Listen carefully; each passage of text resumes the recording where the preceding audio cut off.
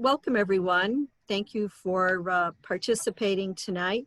My name is Lynn Tungut. I'm the owner and editor of Newport This Week, and I'd like to welcome all of our viewers to the forum tonight. You will be hearing from 6 of the 12 Newport at-large council candidates who are having September 8th primary races. It's important to note that the primary is very important because of the 12 candidates, only six will be moving forward. This forum is a collaboration between the Alliance for Livable Newport, East Bay TV, the Greater Newport Chamber of Commerce, the League of Women Voters, Newport Buzz, Newport This Week, and WADK. The purpose of the collaboration is to inform the Newport County voters. And please remember that the positions held by any one of the organizations do not represent the viewpoints or opinions of any of the others in the group. I should also mention that Alliance for Livable Newport and League of Women Voters are nonpartisan and do not endorse candidates, nor does Newport This Week. The forum recording can be viewed through any of the links of the collaborators' websites, social media, on public access television, and for listening on WADK radio. Candidates may also be following up with WADK or Channel 17 to expand upon any of the views or answers that they have tonight. Tonight's questions have been a combined effort by many, mostly led by the Alliance for Livable Newport and the Chamber of Commerce's Government Affairs Committee, amongst the other collaborators. Again, we'd like to thank all of the candidates for participating. We encourage viewers to watch for upcoming forums for both the primary and the general election. At this time, I would like to introduce tonight's moderator, Jill Cassis, who's on the state board of the League of Women Voters, and she's also the membership chair of the League of Women Voters of Rhode Island. Thank you so much, Jill, for moderating tonight. And at this point, I'll turn the forum over to you. Thank you. Thank you, Lynn. Good evening, everyone. The last time that I moderated a Newport City Council forum, we were in City Hall and with a packed audience. And so this is a very different experience for us all. But I welcome you, and I want to introduce to you now the 6 candidates who will be involved tonight. Jamie Bova, Derek Grinken, Bill Kimes, Megan Landry, Justin McLaughlin, and Jean Marie Napolitano. For all watching, here is an overview of the forum. It will last about an hour and will consist of 4 parts. Candidates will begin with 90-second opening statements. Names were drawn at random for order and will rotate with each question. There will be 5 or 6 questions. Candidates will have 60 seconds to respond to each question. There will be a few yes and no questions with candidates raising their hands to indicate their responses. The forum will end with 90-second closing statements. Susan Wells from the League of Women Voters and her husband Roger will monitor timing of responses, with one operating a stopwatch and the other with a yellow card when a candidate has 15 seconds remaining, and a red card when time has expired. If a candidate does not stop speaking, the mute feature will come on and you will be hearing from me. So we are now poised to ask the candidates for their opening questions, and we will start with Derek Grinken. Hello, my name is Derek Grinken. Thank you, Joe. I believe in giving the community a voice, because ultimately it's the community, that not one person, that can implement the changes the city needs. I'm a proponent of better educational opportunities and youth sports, which will in turn keep families in Newport. I'm all about diversifying the economy through small business and any other creative way that people can come up with. I'm a tireless worker with a positive attitude, and I look forward to bringing my creative, team-oriented approach to the city. I live in the city with my fiance, Juliana, and our son, Sailor. Looking forward to hearing everyone talk tonight. Thank you. Thank you. Next will be Justin McLaughlin. Thank you, and I want to thank the League of Women Voters and all the other organizers for putting this together. It's a great service to the community to give us an opportunity to speak to the voters. You know, it's been an honor for me to be on the council for, 12 years since 2007, 4 terms representing the 2nd Ward and 2 terms at large, interspersed by a vacation that the voters gave to me in 2016, but I really enjoyed that. And my wife particularly enjoyed the time we spent traveling, but there was a lot of work still to be done, and I ran again in 2018, and I'm glad to be here moving forward. I think I've learned a lot in the last 12 years that prepare me to continue to provide service to the city. You know, I have the foundation in the extensive knowledge and experience dealing with the issues that will come before the city as we make decisions to make investments going forward. And so I hope that you'll consider me when it comes time to vote, and I look forward to serving you for 2 more years. Thank you. Thank you, Justin. Bill Kimes. Thanks, Jill. My name is William Kimes, Bill Kimes. I'm a candidate for City Council here in Newport, Rhode Island.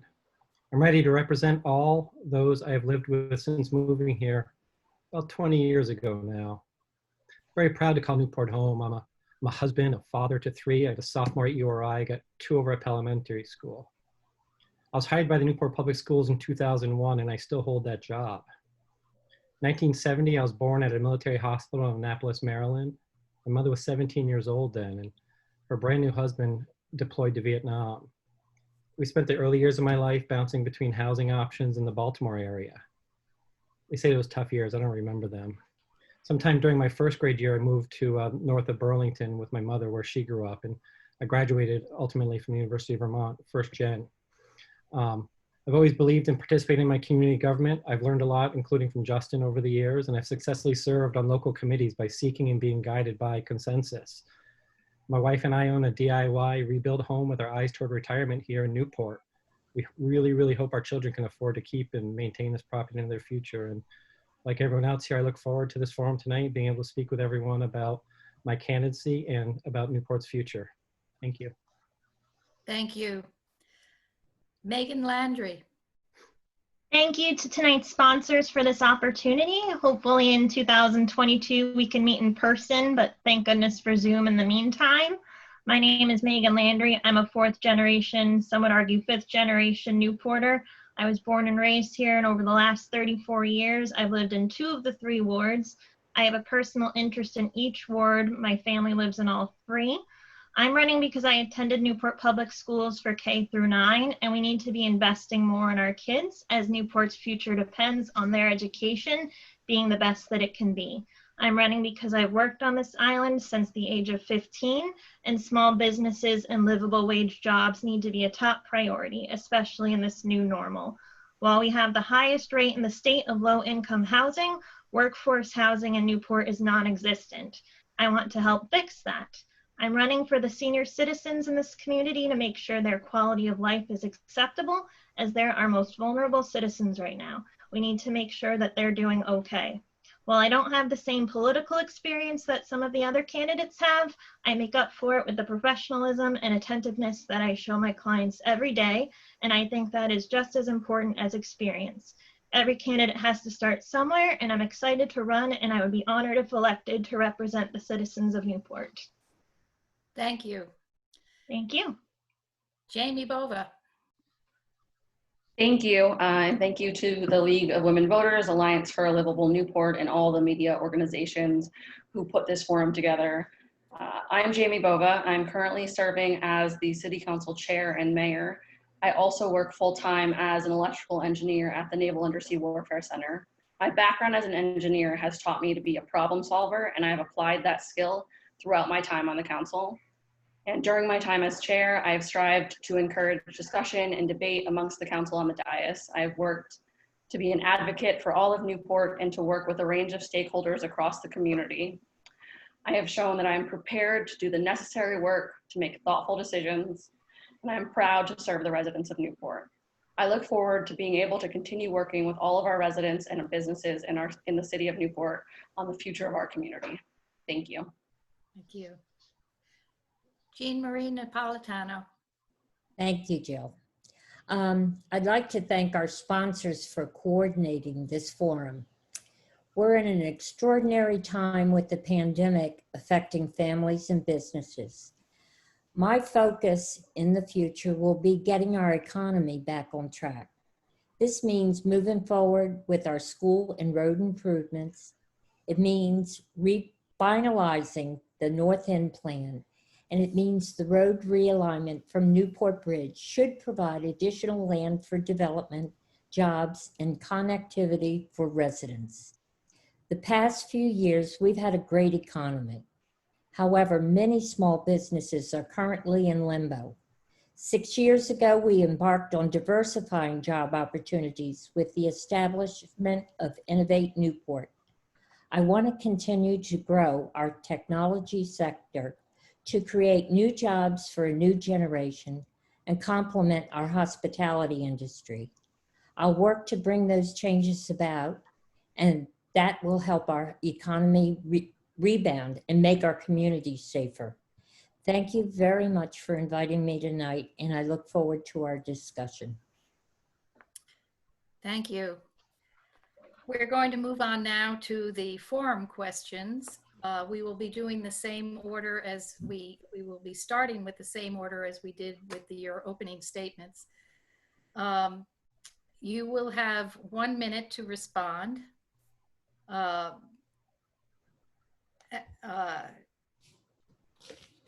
And then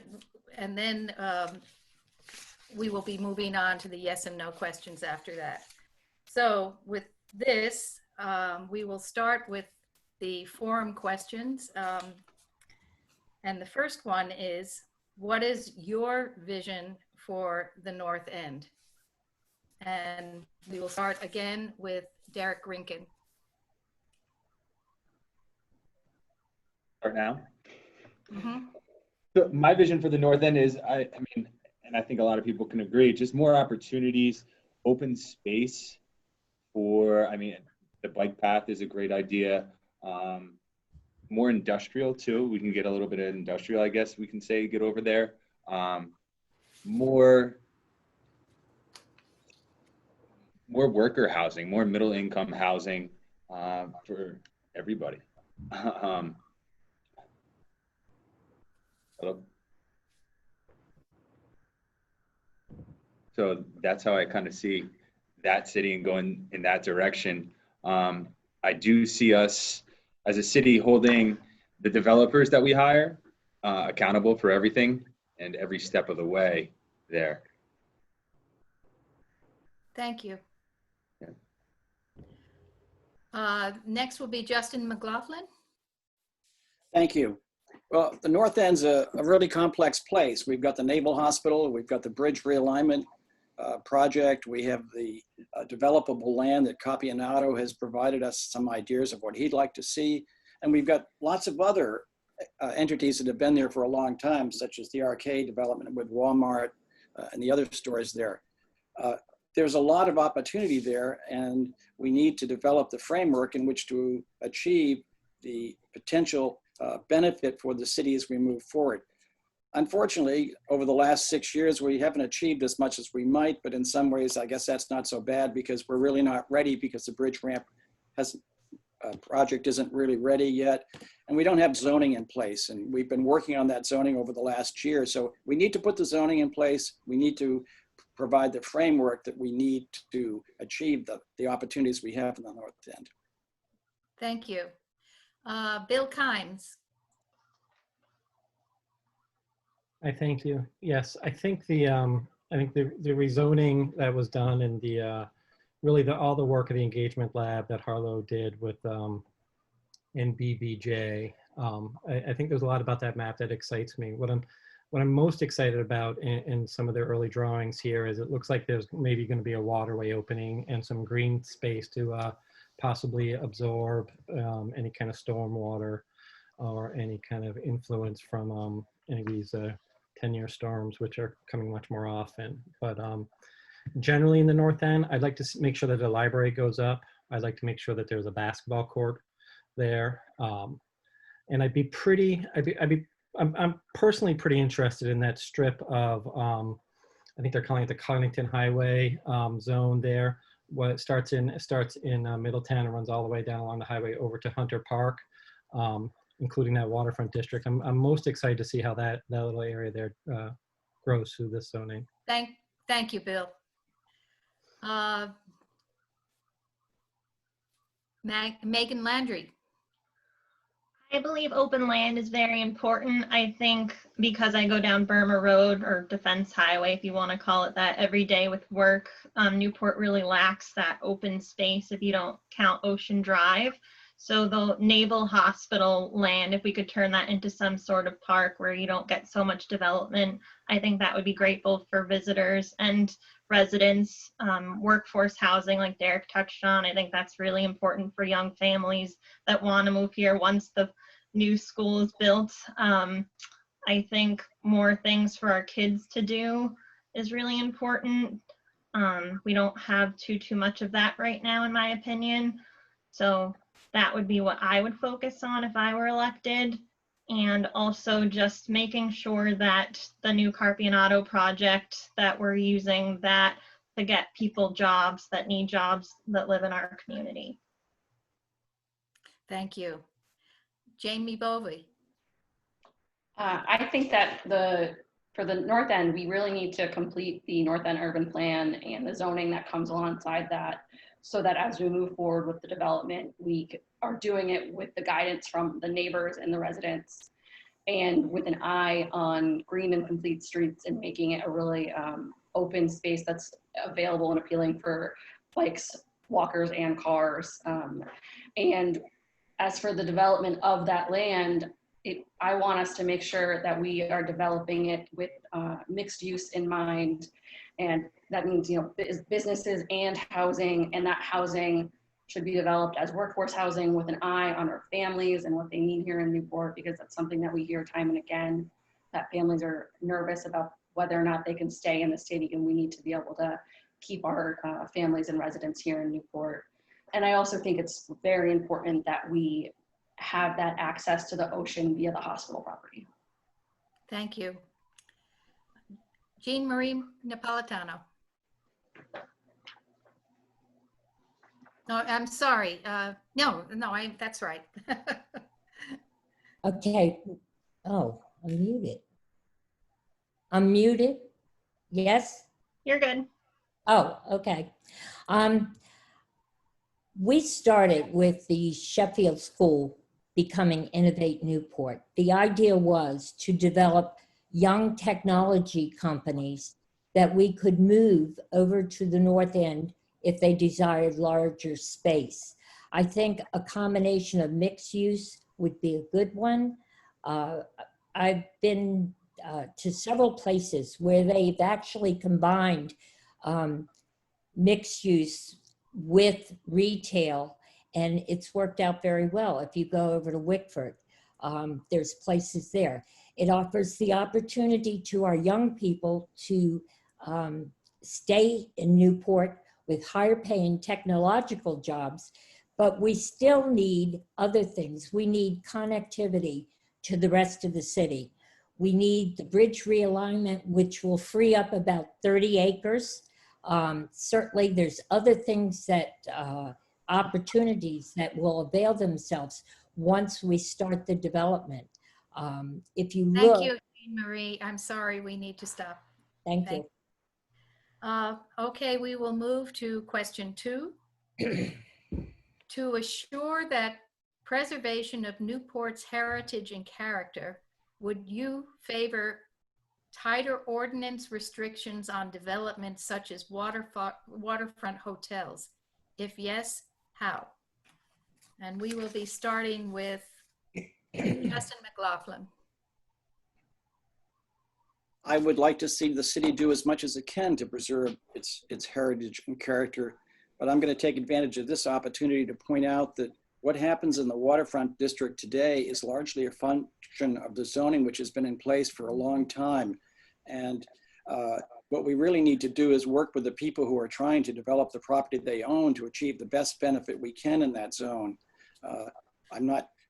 I'll be blunt and say, you know, if they shut down the nightclubs on Waite's Wharf and they build a hotel, I think that would be a benefit to the community. But we just don't want a hotel that doesn't fit and is, you know, too big for the place. But we just can't be opposed to it because the zoning allows the owners of these properties to develop them. So we need to work with them to achieve the best outcome for the community. I know people have asked for a waterfront development zone, but we've actually got that already. It's in the zoning that we have. If we need to change it, we should change it. Thank you. Bill Kimes. Thanks, Jill. Yeah, I think this is a tough one. I think clearly one of the best parts about this community is the heritage, the character, the brand here.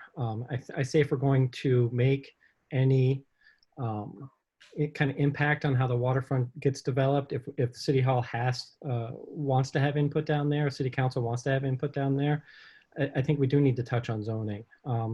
At this point, my position is you got to respond to what the community wants, and you don't do too much activism out of this board. You respond to the community. But if community is coming to us saying that we need to do something about the waterfront hotels, we need to. And I would start with the model that was brought for the urban plan, the North End urban plan, and really try to engage the whole community and look at our zoning. Thank you. Megan Landry. We were asked by the Alliance for a Livable Newport about CBAs for the North End project, and I think that's definitely something worth looking into with any future waterfront development to get neighbors and businesses that border those new places involved and get their input to make sure that they're in agreement with the decisions that are made. Because at the end of the day, we have to be neighbors. And I think going forward, rather than people saying, I don't want to live next to a hotel, let's just make sure that they're okay with the hotel that they're living next to, or the restaurant that they're living next to, or the bar that they're living next to. So I think neighborhood input is important, and it's something that should be looked at for any future development. Thank you. Jamie Bova. I think that one of the first things that we really need to focus on is completing the transition of the goals that were laid out in the comprehensive land use plan into actual enforceable zoning. And that's begun with some of the North End work, but that really would apply across the city. And that would allow our zoning to reflect the future that we and our residents want for Newport, rather than reflect some of the goals of the past. And it would allow us to adjust and be more agile in the future. Because I think we have to maintain those good working relationships with businesses. We don't want to just shut down any development that comes our way, but we have to have a balance and make sure that we're including the goals of the residents and don't do it at the expense of our neighborhoods. Thank you. Jean Marie Napolitano. Yes, our waterfront basically is built out. I don't really see that much opportunity for any large-scale business aside from those that have been approved by zoning with current zoning.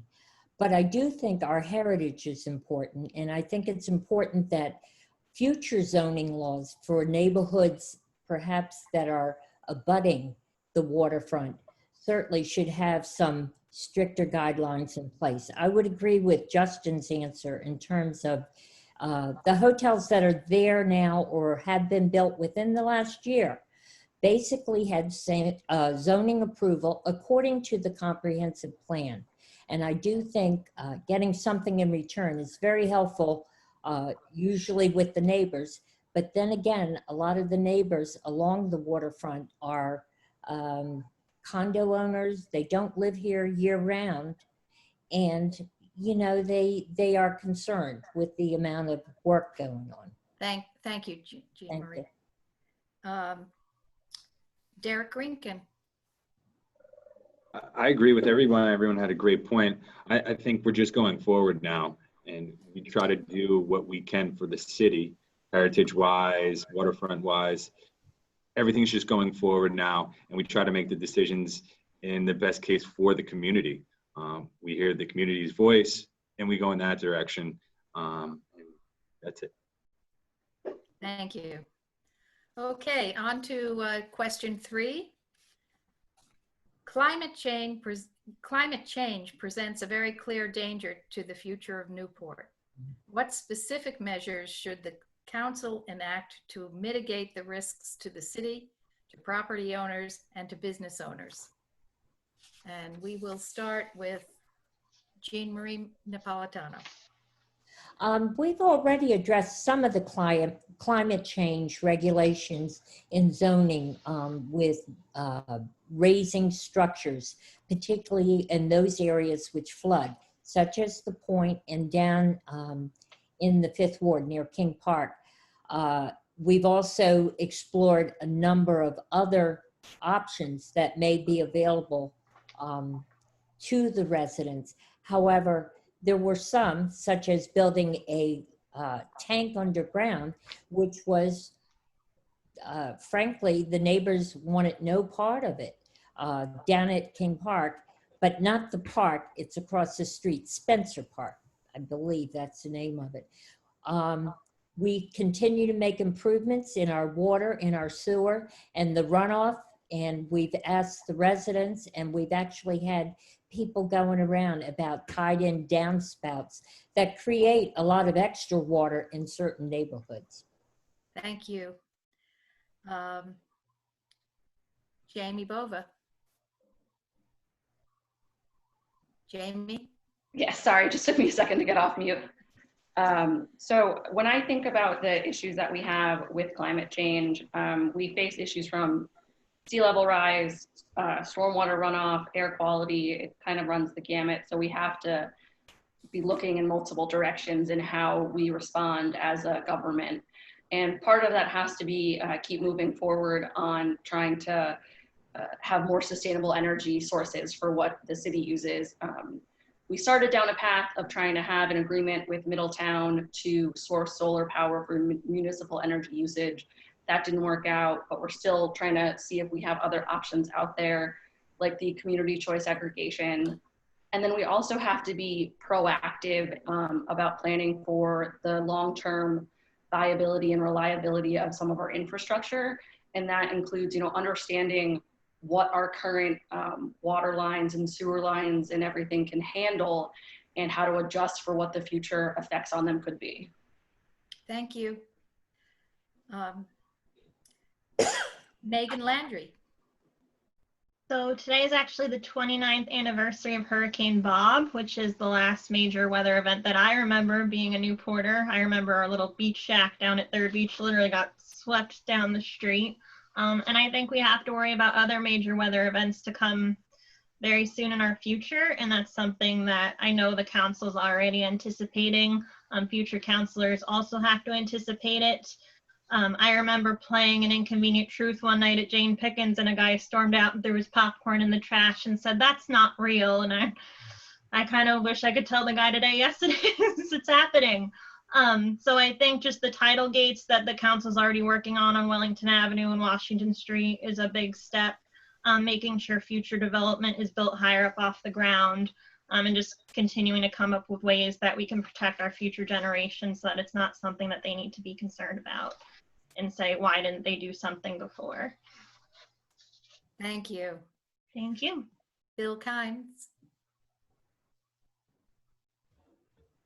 Bill? Yeah, thank you. I just, this is an interesting piece for me, for sure. I definitely feel like we should be attacking climate change and economic development together, kind of where Newport is situated on the bay, where all the kind of future forward thinking scientists and economists are looking at this kind of the blue and green tech economies as really kind of a good way for us to move both not the climate needle, but also the kind of the economic recovery needle. I mean, we can definitely look at this big storm that we just had that flooded over in the basin area there and see, like, I don't remember seeing any CSO reports after that. Clearly the rules around future buildings should include green space to absorb a lot of these sea level rise issues as they come in with the storms, and, you know, the future building laws to, you know, raise up your buildings. My neighbor had to do that when he did his rezoning. Thank you, Bill. Thank you. Justin McLaughlin. Climate change, sea level rise clearly are existential challenges that we need to face. It's interesting, though, that as we all know, we had quite a storm a few weeks back. It rained almost 3 inches in 45 minutes. And at any time in the past, that would have resulted in a major combined sewer overflow that Bill just alluded to. Mhm. We didn't have a CSO that day because we've made such an investment in our sewer system that we're being able to handle almost everything that we send to the sewer plant today. But what we did have was major runoff in the streets. So one of the major challenges that we need to address in the future years is how we deal with stormwater, because anybody who was out in town that day knows that there were rivers running down various streets in the city because we've got so much water out of the sewer system that is now in the streets. We've got some long-term plans to deal with this as we move forward. We just need to make sure that we continue to invest on a regular basis. Thank you. And Derek Grinkin. I'm just going to reiterate to what Justin said. I mean, just going forward, we have to prioritize everything in the future building plans, all down in that area. I mean, it's a global problem, and we can take a look at some other places and see what they did. I know the council's got some implementing some things. You know, just keep an open mind and be open to every opportunity that's out there with the global warming and what we can do here. Thank you. All right, we're on to question 4. And this is what it is. What alternatives exist or should be explored beyond property taxes to enhance revenues in support of the city? And we'll start with Jamie Bova. This is a perennial question and something that we do talk about and explore a lot on the council. And I think that it's not something that's ever going to go away. And we're going to have to continue as a government to be agile, both in our spending, but also in our revenue collecting. And that includes, you know, looking at how we attack things like parking, because realistically in Newport, parking is a really high cost.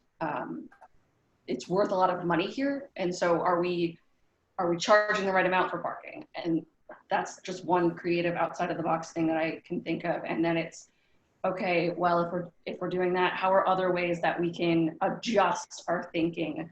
And I think it boils down to just having a lot of outside the box thinking and constant dialogue with the community, as well as I think not being afraid to have some sort of tax or fee or something that is only temporary and be willing to rescind them after a certain time.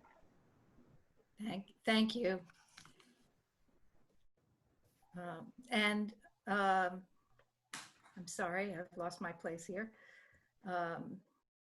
Megan Landry. No. No, sorry. Yes, Megan Landry. I'm sorry. So I recently tried contacting the Newport Police Department just in regards to speeding in Newport. I think it's a major problem on a lot of streets. I've talked to citizens about it. I suggested traffic cameras, which a lot of people say that invades your privacy.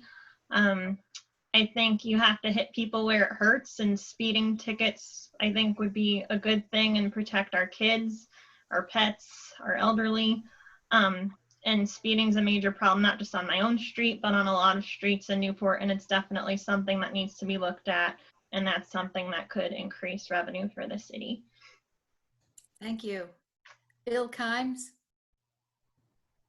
Yes, thanks. I think the first thing I would do here, Jill, regarding revenues is do it like I would do in my own home, and that is look also at expenditures and kind of another way to address that balance and make sure that we are spending money smartly, investing it intelligently.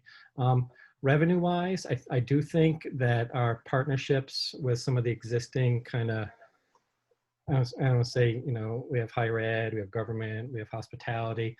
I would look at those existing pillars, if you will, of our economy locally and make sure that we have taken everything we can, idea-wise, you know, from them. I can say taken from them, but we've worked with them as much as we can as a city to maximize how they can earn in our community. Thank you. Justin McLaughlin? Thank you. Well, we need to look for economic development. And of course, that's what we're going to try to do in the North End with the development of the land that we're going to get out of the bridge ramp realignments. You know, it's really hard to find other ways to make a lot of money. So I'm going to flip the coin around and say, we probably have the lowest effective tax rate in the state of Rhode Island. And although I haven't always agreed with every decision that the school committee or the city administration made, I think we have a very fiscally responsible government. We have cut back on the number of people that work for the city over the years. We may have cut back too far, but with respect to how the city is run, I think it's run very, very well. And for what we get, trash collection, water, sewer, police, fire, everything else, we've got a really good deal, a really good bargain in the city of Newport. Thank you, Justin. Derek Grinkin?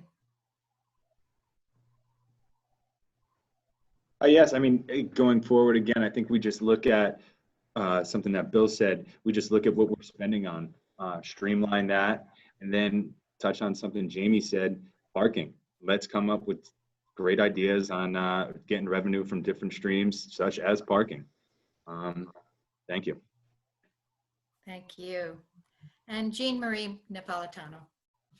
Yes, I think I've looked at the dashboard after the last 10 years, and most of our increased revenue has come from hotel tax, meals and beverage tax, cruise tax, and parking fees.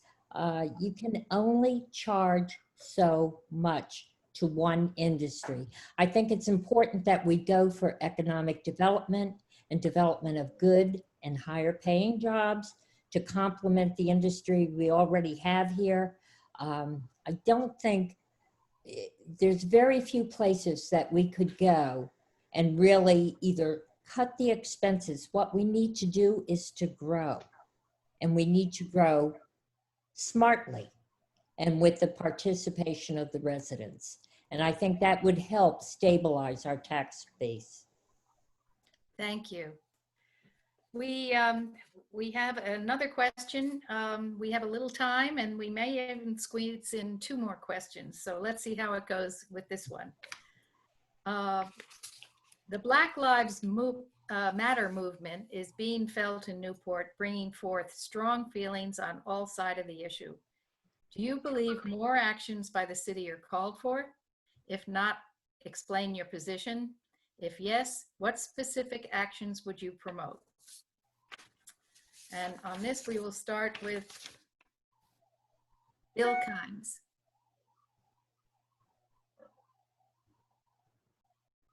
Yes, this is a near and dear topic. I spent a lot of my career working around some of the topics that are coming forward these days, both locally and nationally. I do think there's a lot we can do here.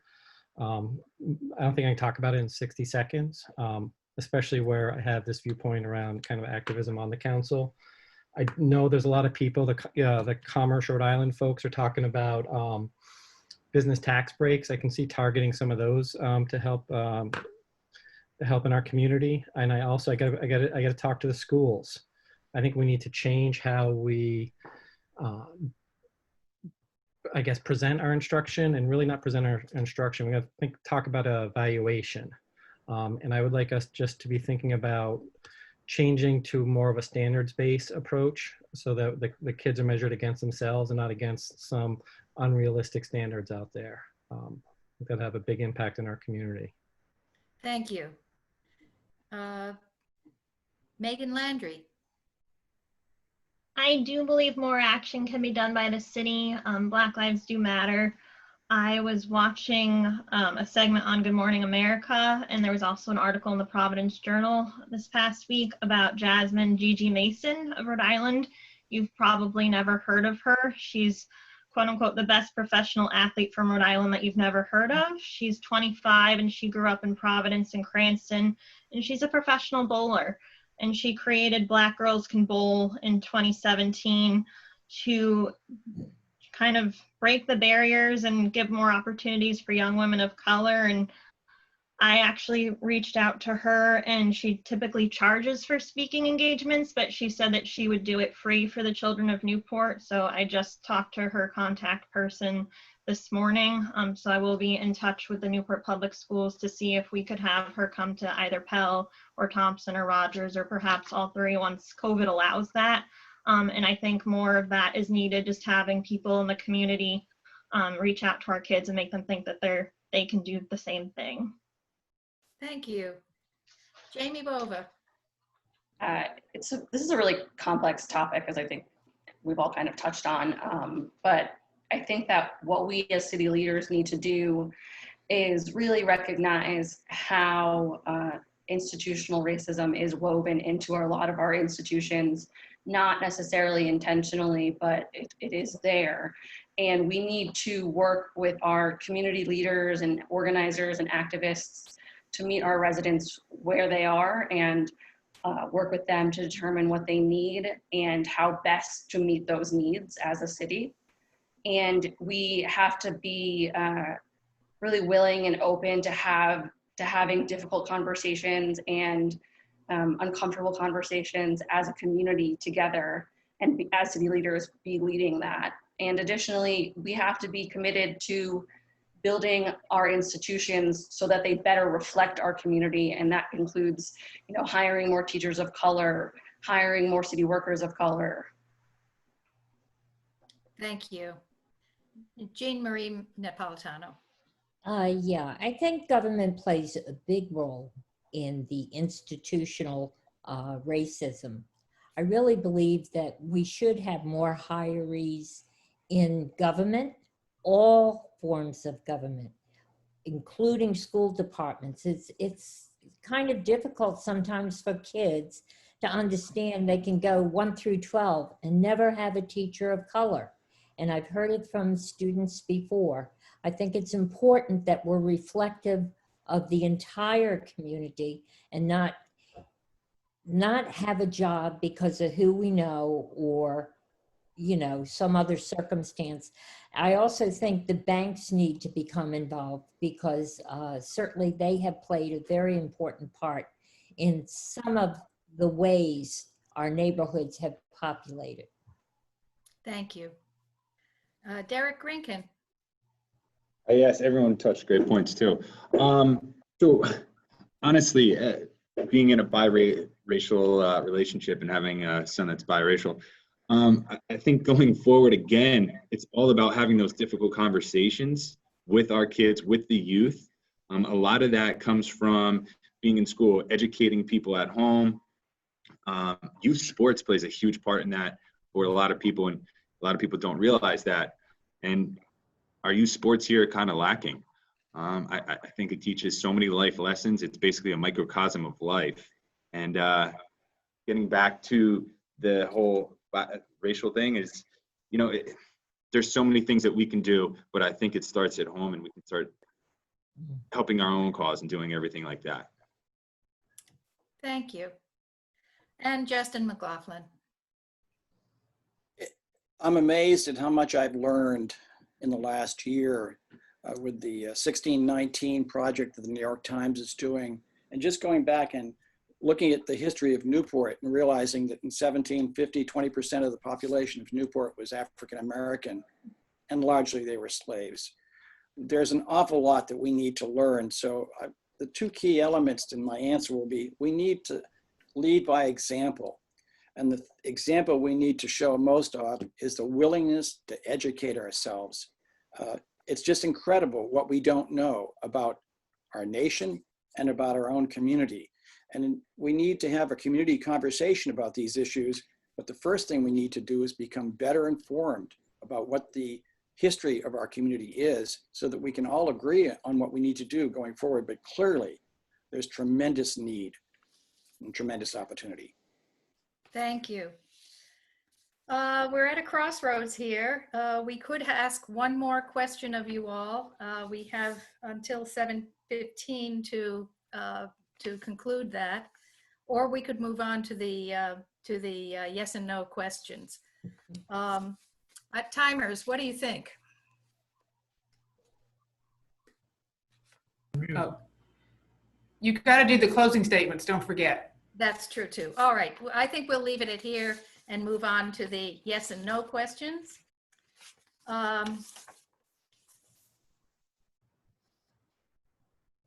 These are 4 simple questions, possibly only 2 to 3. When I read the question, you will say you either agree and raise your hand, and if you disagree, you raise your hand, and then we'll go on.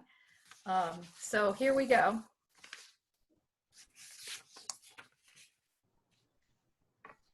Okay, I'm going to now ask a series of yes and no questions. Raise your hand if you agree, or say yes. I think we'd prefer you raise your hand. Leave your hands raised until I call the names out of those who agreed and said yes. And if you disagree, say no or raise your hand, but preferably raise your hand, and we will also call out those names. So here we go. Do you support a homestead tax for Newport? Yes or no? Okay. Megan? Sorry, which one? Because you said yes or no. Are we answering the yes one right now? Oh yeah, that's a good point. Sorry. No, it's do you support a homestead tax for Newport? Megan? Jean Marie? I'm not seeing anybody else. And if that's no?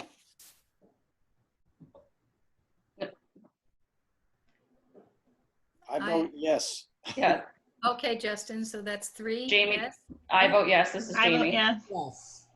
And Jamie, you vote yes. I don't see your face on the screen. I'm sorry. I vote yes, Jean. Okay, so I think we have, Eric is yes. Megan, yes. okay, and no?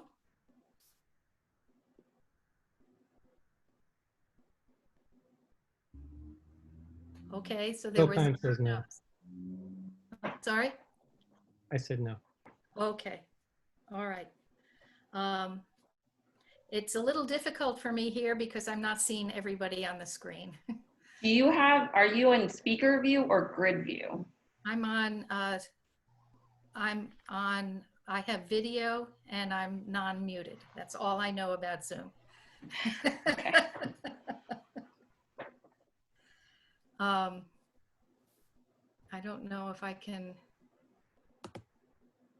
Okay, so I guess I can scroll to see. So it sounds like you're in speaker view. So if you have your mouse over the Zoom screen, if you go to the top corner, there should be a button that says gallery view. Yeah. Top right. Top right, thank you. You gotta turn off. Ah, yes, okay, gallery view. Ah, that is fabulous, okay. Oh, but I'm still not seeing everybody. I'm seeing myself, I'm seeing the timers, and I'm seeing 4 other people. All right, I think maybe we should announce ourselves if you vote yes or no, okay? That might be easier. Okay. Number 2. Do you think the ward system should be discontinued and all candidates run at large? Megan? Do you mean like 7 wards? I'm sorry. That's the length of the question. That's all I have. Do you think the ward system should be discontinued and all candidates run at large? Then no. Yeah, it means everybody would be at large. There'd be no wards. Right. Okay. Okay, that's Megan. Registering a no. Jamie says no. Jamie says no. Bill says no. Bill says no. I'm not sure what a no means. I'm not in favor of all at-large candidates. So is that a yes or no? I'm not in favor of all at-large. Yep, I got it. That's a no. That's a no. That's a That's a no. no. Fine.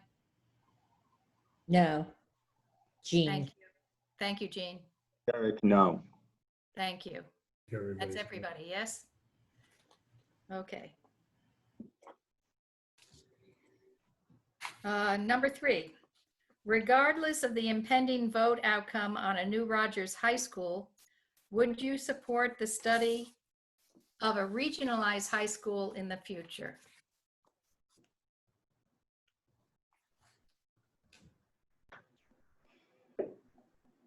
Jean? Yes. Yes. Can you repeat the first part of the question? I'm sorry. Sure. Regardless of the impending vote outcome on a new Rogers High School, would you support the study of a regionalized high school in the future? This is Jamie, yes. Okay, This is Justin, yes. okay. I'm Others? going to say no only because I'm just going to believe that we're going to be voting yes for it. So do we have all the yeses? And now the noes. Jill, I think I would vote in support of the regionalization question if it was brought to me. So Okay, yes, I you're a guess is my yes. answer, but That's yeah. Bill Kimes. Yes, as well. And Derek. Yeah. Okay. Noes? Megan's a no. Megan is the no. Okay. All right. Question 4. In your North End vision, embodied in part of the current proposal by NBBJ Consultants. Oh, no, sorry. Is your North End vision embodied in part of the current proposal by NBBJ Consultants?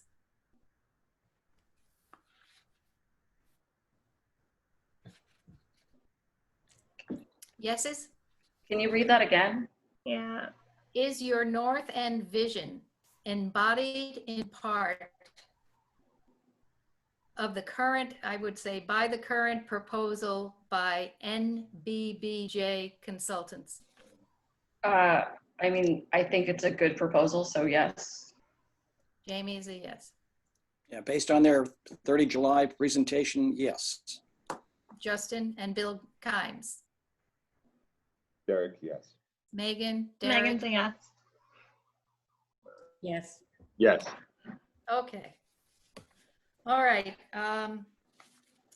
Now, okay, there is one more question here, and I think it should go quickly. Do you think the Columbus statue at Memorial and Bellevue should be moved? No. Jean Marie. No. Yes, we're registered. Okay. No, Justin says no. Okay. I say under the current environment, no as well. I got a lot of flack for this before because I found out my great-great-grandparents helped fund it, so I'm going to say no. I guess I'll say no. I'm saying no. Okay. All right. So we got through that. And now we're coming to the part of closing statements. You will have 90 seconds. And we will be starting in the reverse order. So Jean Marie, you'll be first. Yes. Thank you for tonight. As I've enjoyed listening and discussing with the fellow candidates, the past 6 months has been the most challenging of my entire career. COVID has acted as a stopwatch on activities everywhere. It has affected families, businesses, seniors, children, and our future financial security. We should comply with all the recommendations from national health leaders in order to open our businesses and schools safely. We need to continue on our path to improve Newport's infrastructure to include roads, schools, and development plans to secure a future for ourselves, our children, and our grandchildren. I've worked hard for years to bring about changes that benefited all families and businesses who live and work in Newport, and I want to continue with your help. I ask for your vote in the primaries, September 8th, and in the general election in November. Thank you. Thank you. Next is Jamie Bova. Thank you. Thank you again to ALN and the League of Women Voters and to all the media groups that put this together and to my fellow candidates who are here. I've worked hard during my time on the council, and I want to keep working for and with our residents and businesses in Newport. It's essential that we keep working together to recover from the pandemic that we're in and to continue to control the spread and keep Newport in a good place as we are. And we also need to work on improving and diversifying our economy. We need to fund and support our school system. We need to understand and work on ways that we can make our housing stock more affordable and accessible for average Newporters. And we need to just keep coming together as the residents of Newport to work towards our future. We have a long way to go in Newport in terms of our future. There's so much in front of us. And I look forward to working with our residents and businesses to keep moving towards that future. Thank you. Next is Megan Landry. One of the things that I love about calling Newport home is that I can roll out of bed and go to the Nitro Bar and get a coffee. I can go to Corner Cafe and get dinner on the weekend from Jamie. I can say hi to Bonnie, my neighbor, and you can't find that in a lot of places where you have that community. And I was honestly planning on waiting until the 2022 election, but I was strongly encouraged by some people to run this year because I think the time is now for young people to get involved and to have their voices heard.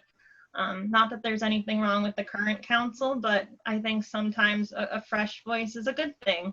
And that's why I'm running, and whether I win or lose, I think that this has been a really great experience. And there's always next time too, if it doesn't work out. I applaud the other candidates. Everyone was like, you're crazy. There's 11 other people running, but I think competition is a good thing. So I'm not too worried about it. But thank you to all of you for joining us tonight and the sponsors. And I look forward to hopefully being able to talk to you in person sometime soon. Thank you. Bill Kimes.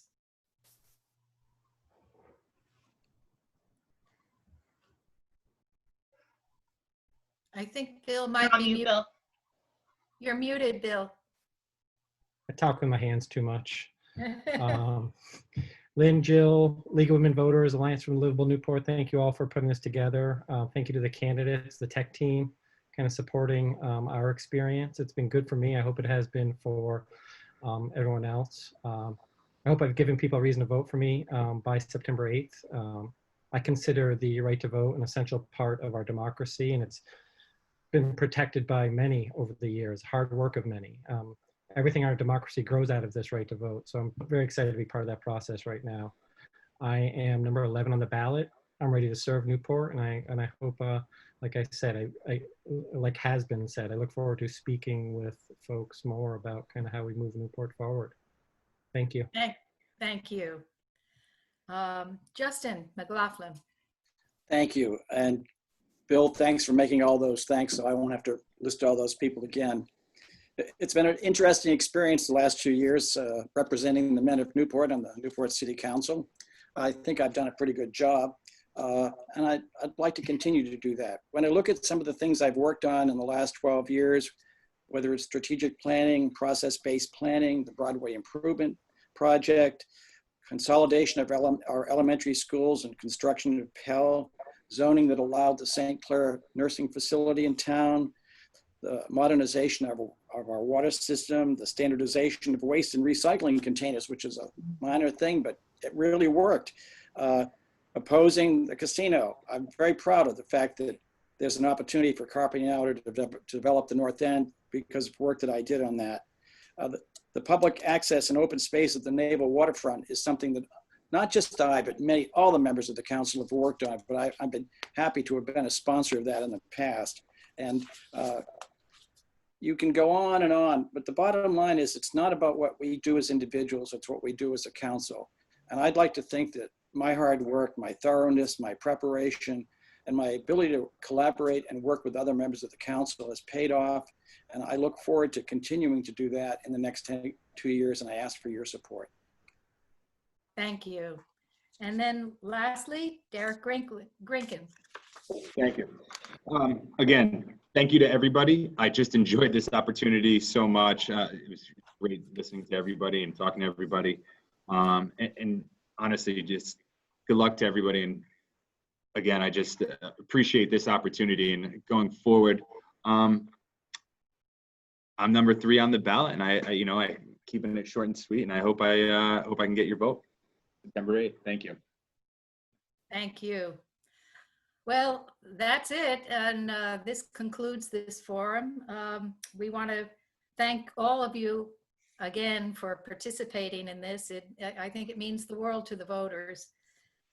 We wish you the best in your campaigns coming up.